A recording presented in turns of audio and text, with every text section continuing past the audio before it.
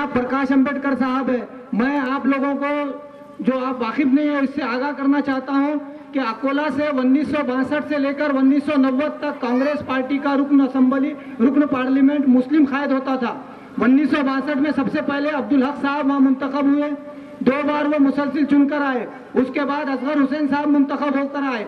1990 तक अकोला की सीट आप पूछिए जाकर, 4 लाख से ज्यादा मुस्लिम वोटर थे, वहां पर मुस्लिम एमपी रहता था। मुस्लिम एमपी को रोकने का काम इस प्रकाश अंबेडकर ने किया है। उसने दलित और मुस्लिम इतिहाद के नाम पर सबसे पहले घिनौना खेल खेलते हुए कांग्रेस के सेकुलर वोटों की तकसीम करके हमारे एक हक की सीट को छीना है। और पिछले बार भी हिदायत पटेल को कांग्रेस ने एमपी का टिकट दी थी और अभी भी एमपी का टिकट दी है, मगर प्रकाश अंबेडकर ये नहीं चाहते हैं कि वहां से कोई मुस्लिम एमपी चुनकर आए। आप पहले ये उनसे पूछिए, कभी आपके इलाके में आए वंचित आघाड़ी वाले, कि भाई हमारे अकोला की सीट जो हक की थी 1962 से जब हमारा उम्मीदवार वहां 1990 तक चुनकर आता था, तो आपको क्या जरूरत थी? आज वो बीजेपी के हक में चली गई है वो सीट। तो इस ताल्लुक से जरूर आप उनसे सवाल कीजिए। मैं अब इस हल्के के हमारे हरदिल अजीज कायद, साबिका वजीर और रुकन असेंबली जनाब डीपी सावंत साहब से गुजारिश करता हूं वो अपने ख्यालात का इज़हार करें।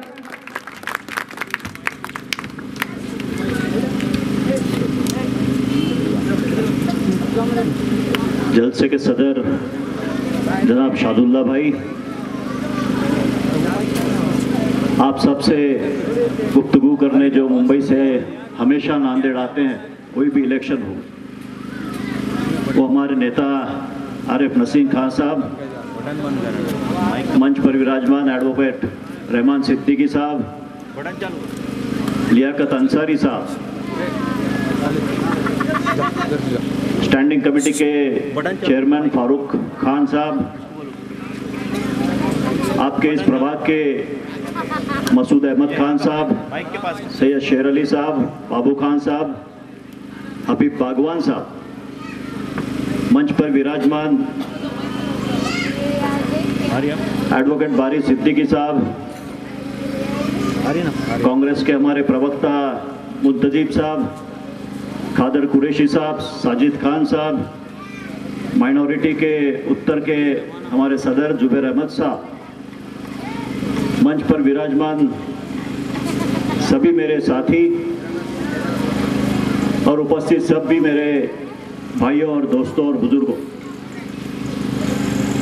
कांग्रेस, राष्ट्रवादी कांग्रेस, रिपाई, पीआरपी, ऐसे लगभग 56 पार्टियों के साथ जो महाआघाड़ी बनी है, उस महाआघाड़ी के नांदेड़ के उम्मीदवार हमारे सबके चाहते खासदार अशोकराव जी चौहान साहब के प्रचार में आज हम यहाँ सब इकट्ठा हुए। 18 तारीख को हमें वोटिंग करनी है। वैसे आप लोग सियासत के बारे में हमसे ज़्यादा शायद अच्छी जानकारी रखते हैं और वक्त की नज़ाकत को हमसे ज़्यादा अच्छी तरह से पहचानते हैं, और इसीलिए आपने 2014 में देश में कुछ भी माहौल हो, नांदेड़ में आपने अशोक चौहान जी को चुन कर दिया, और उससे भी हालात आज संगीन है देश में, जिसका जिक्र रहमान सिद्दीकी साहब ने अभी किया। याद रखो दोस्तों, 2014 में बीजेपी सत्ता पर आई, 282 सीट चुनकर आई बीजेपी की,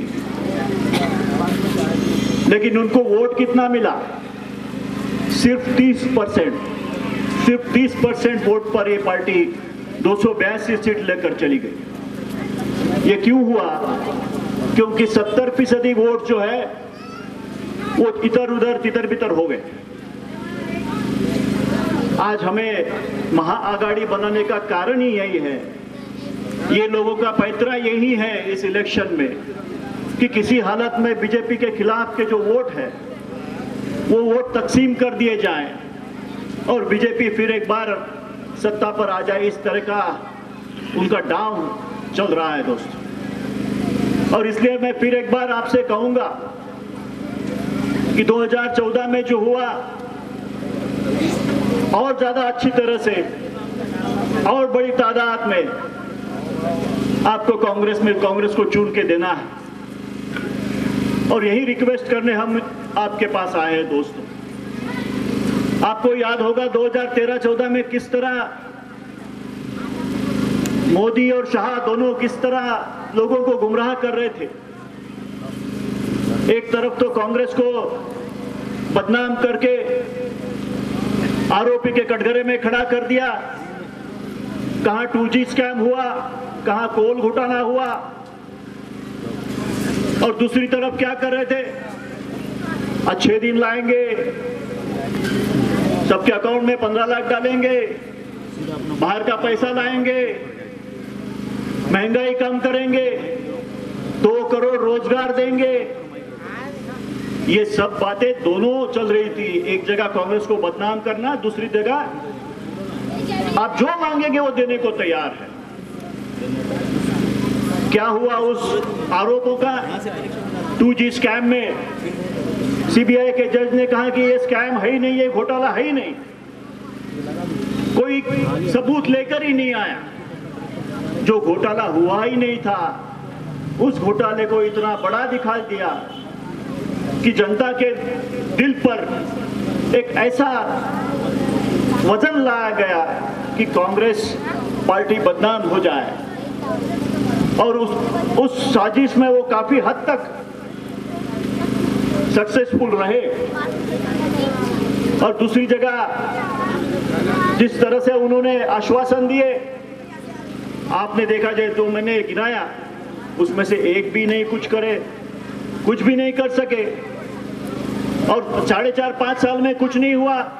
उनको पता चला कि अब हिंदुस्तान के लोग हमें सवाल पूछेंगे, तो अब इनका ध्यान कहीं दूसरी जगह लेकर जाना चाहिए। तो ये ध्यान जाएगा, अभी राम मंदिर बनना चाहिए, अभी देशभक्ति की नई व्याख्या होनी चाहिए। इनसे कोई सवाल पूछता है तो कहते हैं ये देशद्रोही है, और जो भी कोई इनके गुणगान करता है वो कहते हैं देश प्रेमी है।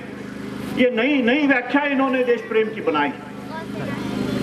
तो ऐसे हालात आज देश में पैदा हुए हैं दोस्तों, और इस हालात में आम आदमी को भुला दिया जा रहा है, आम आदमी के मसाइलों को भुला दिया जा रहा है, और उसका पूरे देश का ध्यान दूसरी तरफ कैसे जाए ये देखा जा रहा है।